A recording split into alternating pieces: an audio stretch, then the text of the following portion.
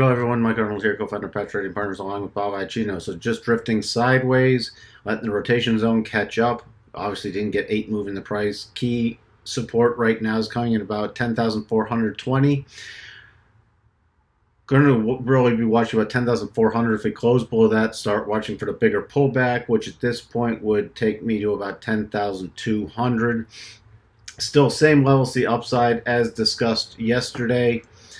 Pretty much just drifting, letting the price action catch up, working off its overbought condition. Switch over to daily chart. So we see here, daily chart. Key area on the daily chart is also about 10,200, right where we get the first cross of the rotation zone. So that's the area we'll really be focused on. Other than that, nothing else going on with Bitcoin. Ethereum.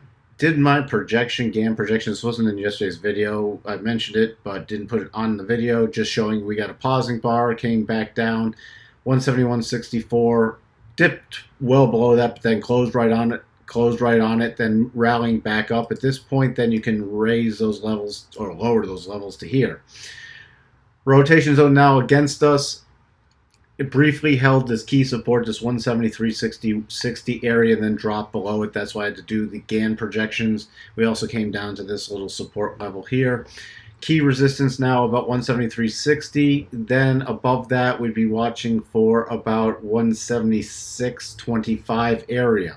On a rotation back down, 170, 168.50 and 166.85 are the key levels. Nothing's changed to the upside. Looking on the daily chart, let me expand this. Daily chart, rotation zone against us, closed back down below the rotation zone yesterday and well below the rotation zone again. So this is still in bearish mode on the 4-hour and the daily time frames. That's about all we have for you on Bitcoin and Ethereum, and we'll talk to everyone soon. Bye for now.